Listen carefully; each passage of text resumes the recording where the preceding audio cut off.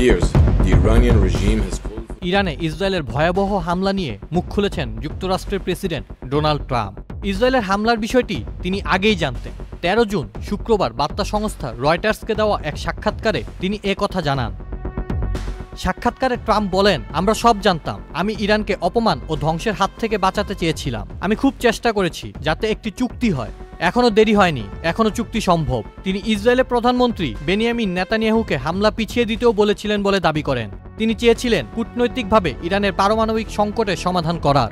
তবে আলোচনায় ব্যর্থ হলে হামলার হুমকিও দিয়েছিলেন ট্রাম্প।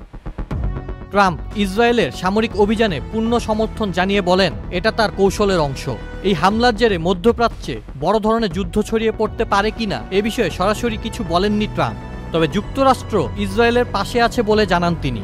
ট্রাম্প বলেন, যুক্তরাষ্ট্র ইসরায়েলের সবচেয়ে বড় মিত্র।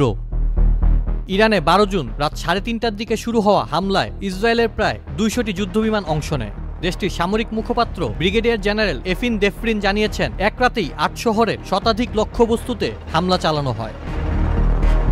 ইরানের সরকারি হিসাব অনুযায়ী হামলায় অন্তত 78 জন নিহত এবং 329 জন আহত হয়েছেন। নিহতদের মধ্যে 6 জন পরমাণু বিজ্ঞানী রয়েছেন।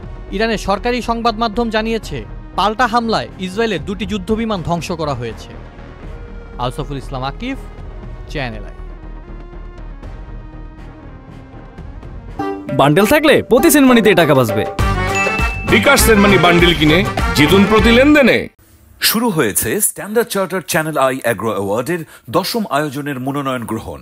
এবার নতুন ক্যাটাগরি বছরের সেরা ছাদ কৃষক সহ মোট 13টি ক্যাটাগরিতে পুরস্কার প্রদান করা হবে।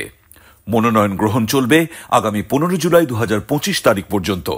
বিস্তারিত জানতে ভিজিট করুন www.agroaward.com এবং ফোন করুন 018737000556 এই নম্বরে।